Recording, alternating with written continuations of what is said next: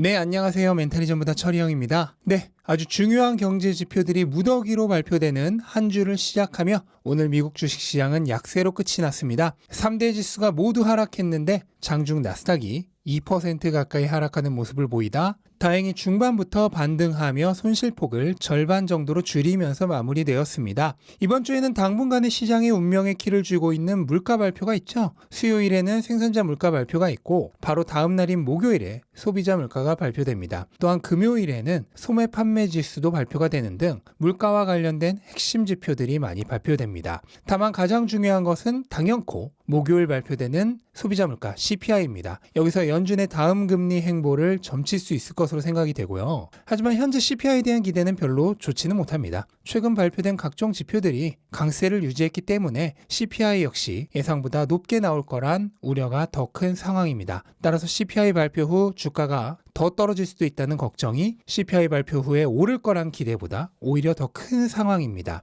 이러한 우려의 영향으로 달러는 재차 상승하고 있습니다. 달러 인덱스는 113을 넘어서 조만간 직전 최고치를 다시 경신할 가능성이 보이고 있죠. 채권 시장은 다행히도 휴장이어서 추가 상승을 하며 주식에 부담을 주는 일은 발생하지 않았습니다만 만약 이번 주 물가지수가 높게 나온다면 결국 4%를 돌파할 가능성이 매우 커지고 있는 상황입니다. 또한 러시아와 우크라이나 간의 전쟁이 더 격화되는 양상을 띠고 있는 건 역시 리스크로 부상하고 있습니다. 이에 따라 지정학적 리스크가 증가하며 달러에 대한 수요가 더욱 강화될 수 있습니다. 또한 푸틴이 궁지에 몰릴 경우 핵을 사용할 수 있다는 걱정을 하는 사람들도 나오기 시작했죠. 이처럼 러시아 전쟁이 끝나기는커녕 오히려 심화되고 있기 때문에 올 겨울 유럽의 에너지 대란을 초래하게 될지 모른다는 우려는 여전히 커지고 있는 상황입니다. 한 가지 다행인 것은 100달러까지 순식간에 오를 것으로 예상되었던 유가가 최근 급등에 따른 차익 매물이 나오면서 약간 조정을 받고 있다는 점입니다. 또한 중국의 경기가 지속적으로 약화되고 있고 경기 침체로 인한 원유 수요에 대한 감소 우려가 나오면서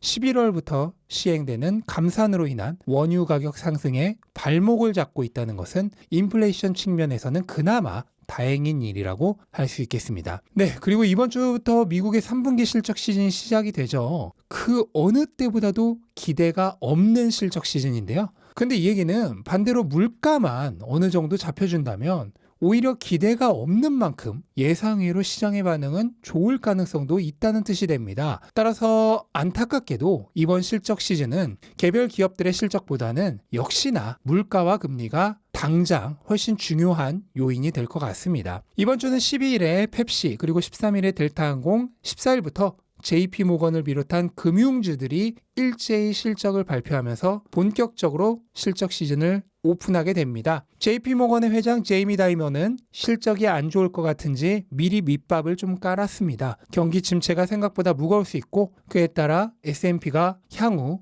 20%는 더 하락할 수 있다는 엄청난 경고를 했는데요.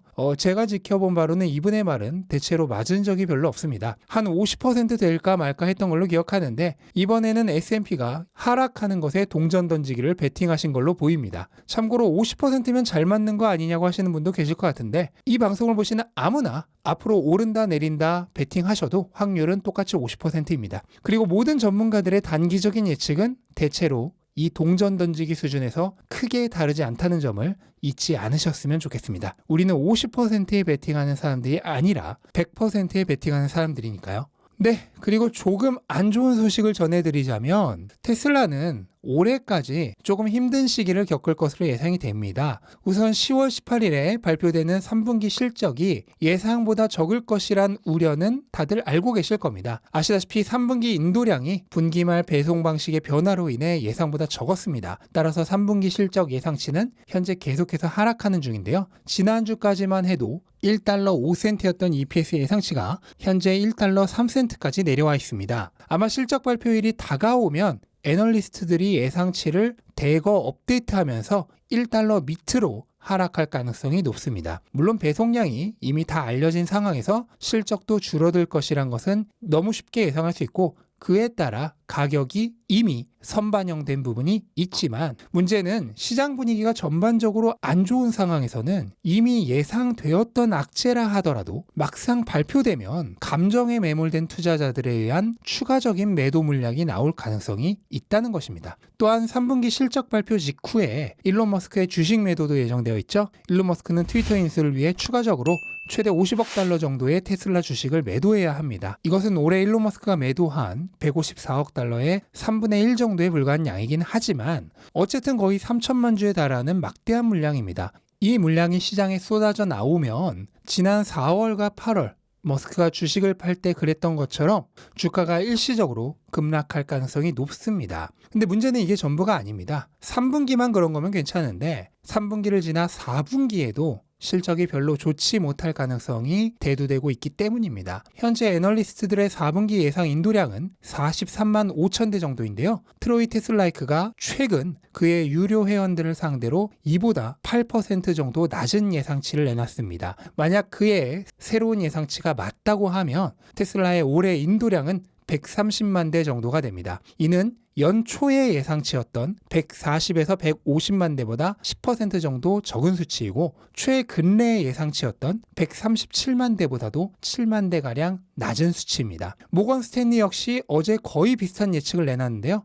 역시 4분기에도 인도량이 줄어들면서 올해 131만 대 정도로 인도량이 낮아질 것이라 예측을 했습니다. 테슬라가 3분기에 이어 4분기에도 인도량이 감소할 것으로 예상되는 이유는 여러 가지가 있는데 우선 첫 번째로 테슬라가 배송 비용을 낮추기 위해 최대한 고르게 납품을 하기로 결정한 방식이 3분기보다 오히려 4분기에 가장 크게 영향을 미치기 때문입니다. 다들 아시다시피 4분기는 물류 최대 성수기죠. 따라서 테슬라가 4분기에 생산한 물량을 배송 비용이 높은 4분기에 무리해서 납품하지 않고 다음 분기나 최대 다다음 분기까지 미룰 가능성이 높아지고 있습니다. 이렇게 되면 당장 4분기의 배송량이 급감하게 되죠. 물론 이것은 어차피 조삼모사기는 합니다. 하지만 시장은 언제나 단기적이란 거 다들 아시죠? 당장 배송량이 줄어들면 안 좋게 반응할 게 뻔합니다. 두 번째로 중국에서의 일시적인 수요 감소 우려 때문입니다.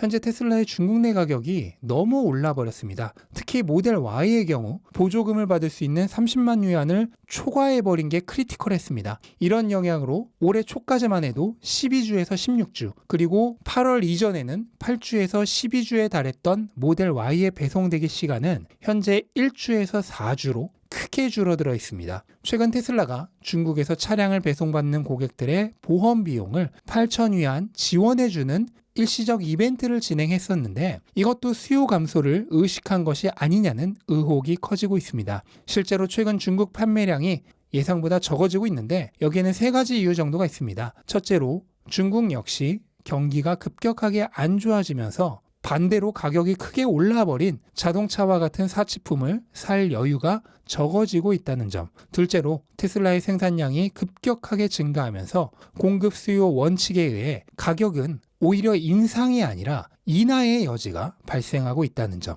마지막으로 이러한 상황을 고려해 테슬라가 조만간 가격을 인하할 것이란 예상이 늘어나고 있다는 점입니다. 가격이 곧 인하될 것 같은데 차량을 구매하는 소비자는 별로 없겠죠. 이러한 모든 조건에 의해 4분기에도 수요가 생각보다 적을 수 있다는 예상이 높아지고 있는 것입니다.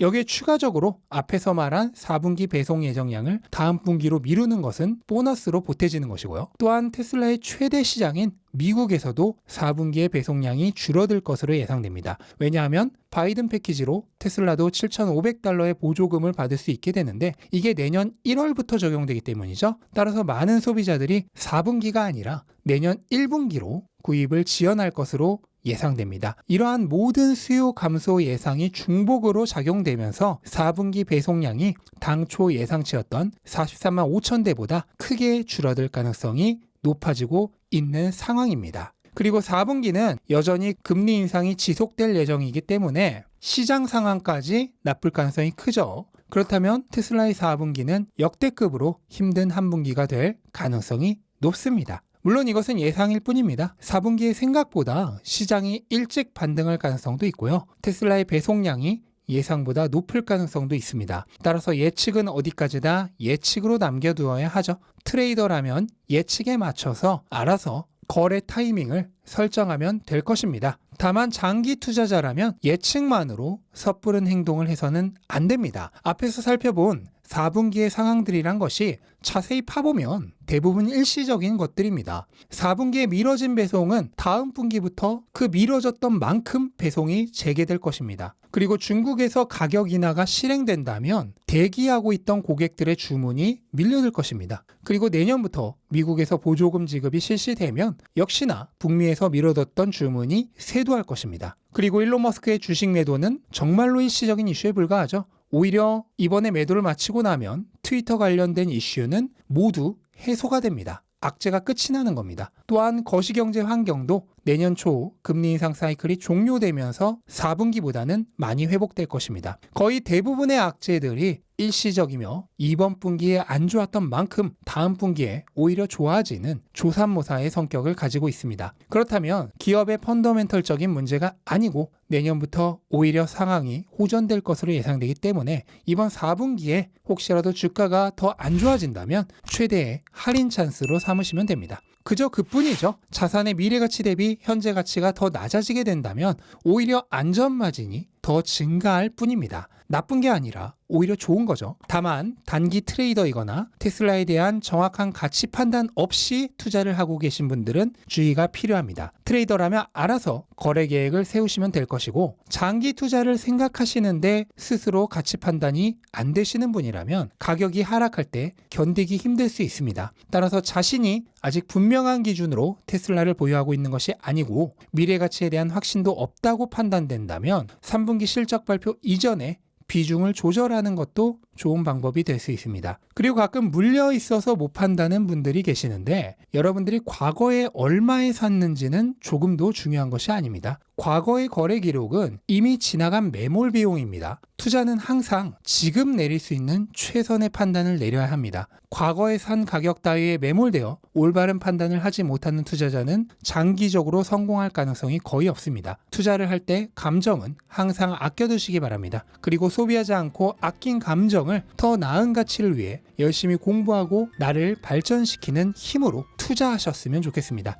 모두가 제 마음 같지는 않을 거라 요즘은 웬만하면 말씀드리지 않고 있었는데 저는 가능하면 약세장이 더 길어졌으면 하고 바라는 사람입니다. 인생의 터닝 포인트를 막 지나고 있는 제 나이대에 계신 분들이라면 지금은 정말 인생 후반전을 완전히 바꿔놓을 절호의 찬스입니다. 이럴 때 모든 걸 내려놓고 최대한 돈을 벌어 슈퍼 할인가에 줍줍하는 것에만 레이저처럼 집중해야 합니다. 넷플릭스 볼 시간 없어요. 태양빛을 한 점에 모으면 종이도 뚫어버리듯 모든 관심을 돈을 벌어 자산으로 전환한 것에 레이저처럼 집중해야 할 시기입니다. 그렇게 하면 나중에 엄청난 보상으로 돌려받게 되실 겁니다. 저 역시 당분간 현금 채굴에 영혼까지 갈아 넣을 예정입니다. 제가 어떻게 레이저처럼 집중해서 영혼까지 갈아 넣는지는 계속해서 보여드리도록 하겠습니다. 저를 보시면서 동기부여 받으시고 열심히 함께 길동무를 해주시면 감사하겠습니다. 여러분만 먼저 포기하시고 집으로 돌아가지만 않는다면